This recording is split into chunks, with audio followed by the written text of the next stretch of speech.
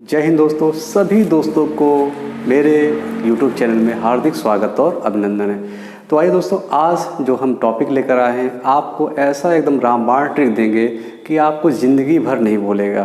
क्योंकि यहाँ से क्वेश्चन आपको 1 या 2 नंबर का हमेशा पूछा जाता है, यानी अष्टछाप कवियों से। और अष्टछाप कवियों से आपका पूछ लेता है कि कौन से वल्लभाचार्य के शिष्य हैं या कौन से आपके विट्ठल नाथ के शिष्य हैं। तो आइए दोस्तों, आज हम सिर्फ चर्चा करेंगे दोस्तों अष्टछाप का। तो सबसे पहले हम बात करते हैं अष्टछाप की स्थापना किसने की थी और कब की गई थी। तो अष्टछाप की स्थापना जो है सन 1565 में, तो रट लीजिए दोस्तों, सन 1565 में की गई थी। और किसके द्वारा की गई थी अष्टछाप की स्थापना? तो आपके विट्ठल नाथ के द्वारा अष्टछाप की स्थापना कब हुई थी दोस्तों? 1565 में। अब अष्टछाप में क्या था दोस्तों? तो जो अष्टछाप के कवि थे तो कृष्ण का गुणगान करते थे, यानी सभी कवि जो 8 थे वो कृष्ण का गुणगान करते थे। तो आइए दोस्तों चर्चा करते हैं अब अष्टछाप है क्या। तो अष्टछाप में जो है विट्ठल नाथ ने क्या किया दोस्तों?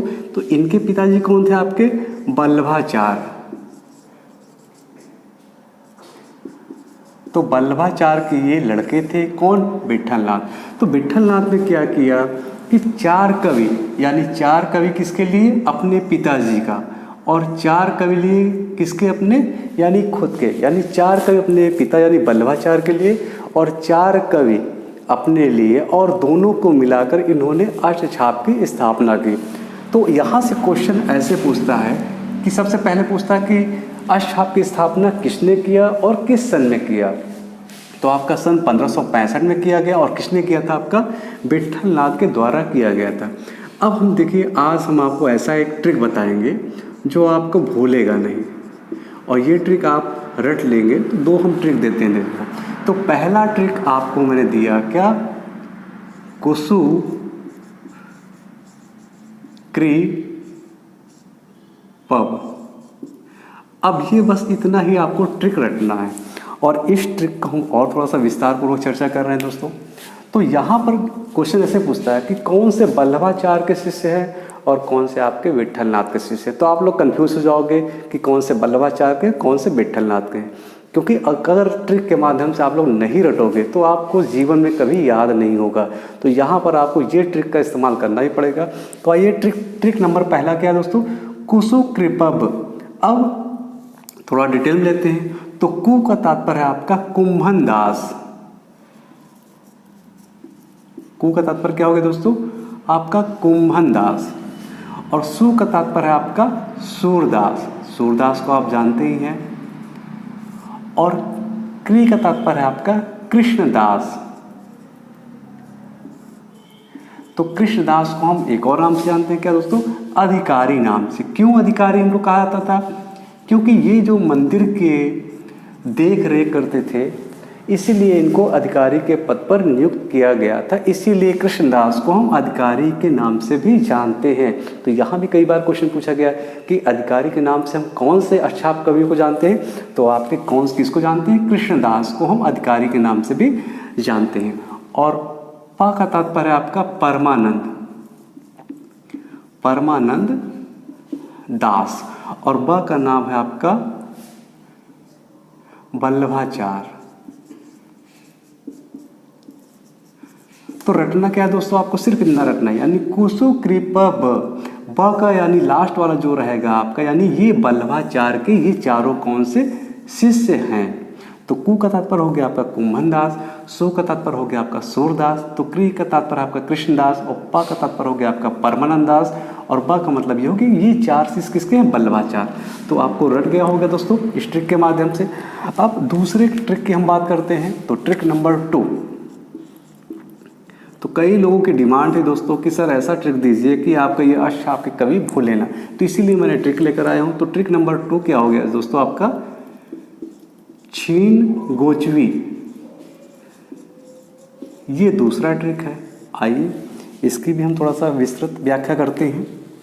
तो छी का मतलब हो गया दोस्तों छीत स्वामी,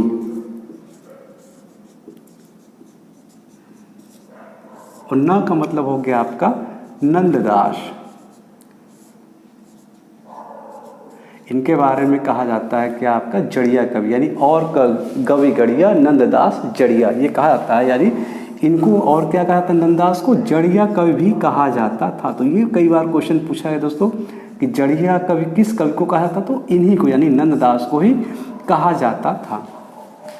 फिर गो का तात्पर्य है आपका गोविंद स्वामी,